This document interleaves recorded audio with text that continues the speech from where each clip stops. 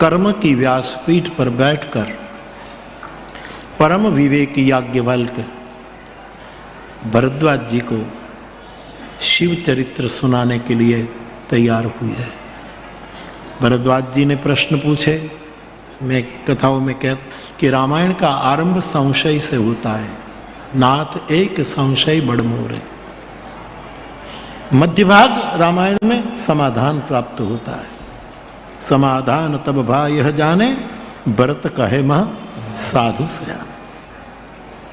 रामायण का आरंभ संशय से, मध्य समाधान और राम कथा का समापन शरणागति में। ये तीन प्रस्थान है। दूसरे अर्थ में कहूँ तो भगवान शिव के द्वारा कथा का आरंभ हुआ है, उसने रचना की। राम कथा का आरंभ विश्वास से है। राम कथा का मध्य भाग वैराग्य है। एक क्रम है, ये प्रक्रिया है, प्रोसेस है। आरंभ विश्वास, क्योंकि रचि महेश निज मानस राखा। और महेश कौन है? भवानी शंकरौ वंदे श्रद्धा विश्वास रूपिणौ। आरंभ विश्वास से, मध्य में वैराग। विश्वास से कथा गाएंगे, विश्वास से कथा सुनेंगे तो जीवन के मध्य में आते आते वैराग फूटेगा। बलात् नहीं, अपने आप। मैं क्यों बीच में वैराग्य कहता हूं? तेगी पूरव भरत हसे बिनु रागा, अचंचल जीनी चंपक। श्री भरत जी अयोध्या में रह रहे हैं, प्रभु वन में हैं और चारों ओर समृद्धि उसके बीच में। जैसे चंपा के बाग में भंवरा विरागी बनकर रहता है, वैसे भरत जी वैरागी बनकर रहते। ये मध्य है और राम कथा का अंतिम विश्राम है। विश्वास से वाया विराग विश्राम तक की यात्रा, उसी का नाम रामचरितमानस है। ये एक तिहाई है, एक तीन प्रस्थान है। तो शिव चरित्र की पहली कथा पूछा कि राम तत्व क्या है, राम कौन है? और याज्ञवल्क्य महाराज भरद्वाज जी को राम कथा की महिमा को बताते हुए दो चौपाई बोले हैं, जो मैं गा लूं। राम कथा महामोह विशेष विसारा, राम कथा आदिका,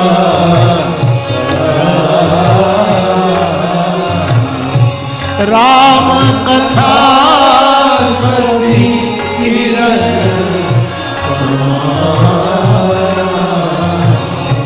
संत चकोर करी।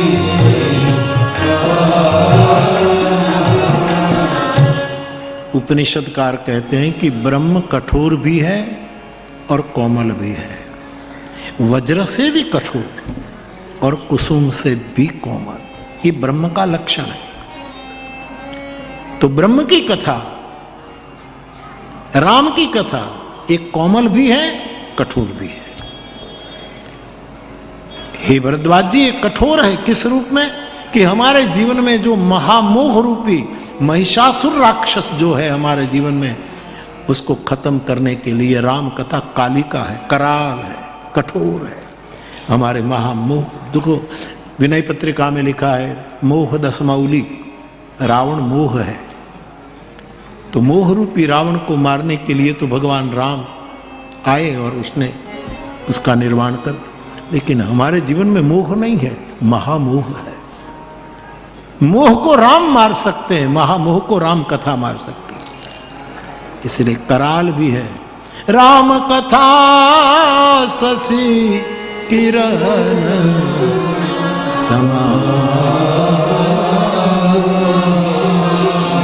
राम कथा, रामचंद्र भगवान की कथा चंद्र की किरण की तरह। कितनी चांद की किरणें कितनी कोमल होती है।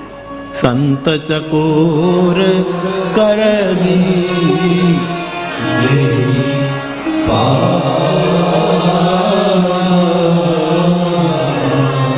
तो महाराज आपने राम के बारे में पूछा, आप जैसा श्रोता मिले तो मैं जरूर राम कथा आपके पास गाऊं। रुक गए प्रयाग में, कल्पवास तो पूरा हो गया था, लेकिन याज्ञवल्क्य रुक गए और कहा कि महाराज आपको पहले शिव कथा सुननी पड़ेगी। बिना शिव स्मरण राम कथा में प्रवेश नहीं होगा।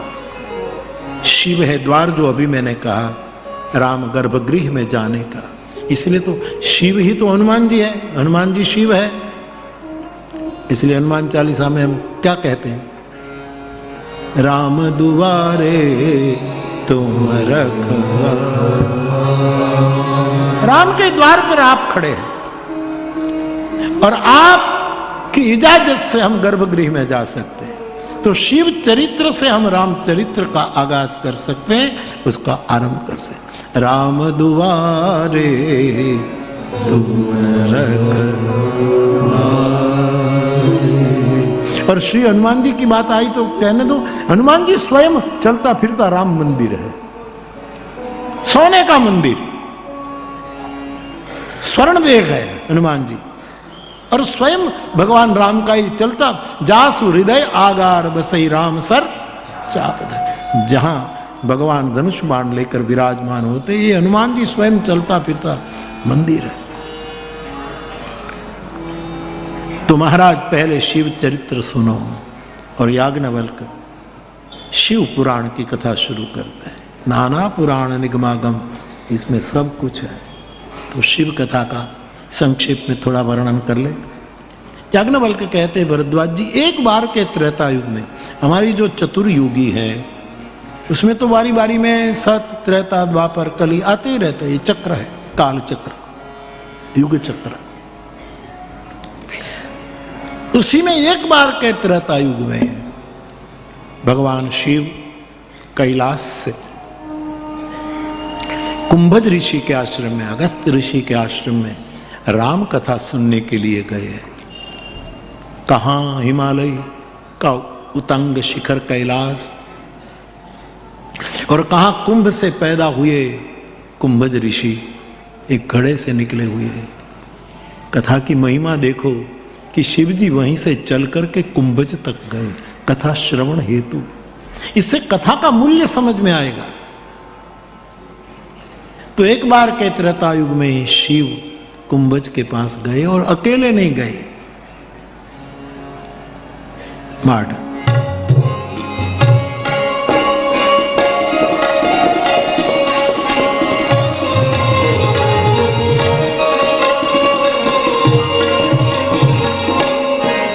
एक बार त्रेता जुग मांगी,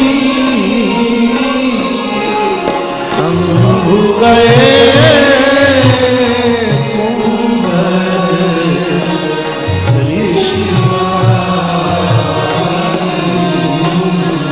संग सती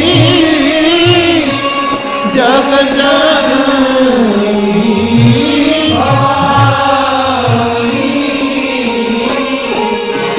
पूजे ऋषि अखिलेश्वर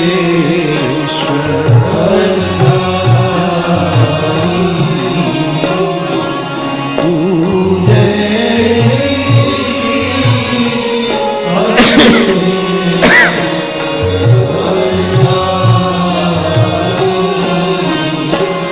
तो शिव जी अपनी धर्मपत्नी सती के संग में दोनों कुंभज के आश्रम में गए।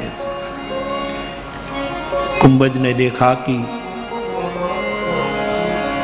ईश्वर पधारे हैं सपत्नी, जैसे शिव पधारे तो अखिलेश्वर समझकर कुंभज ने पूजा की,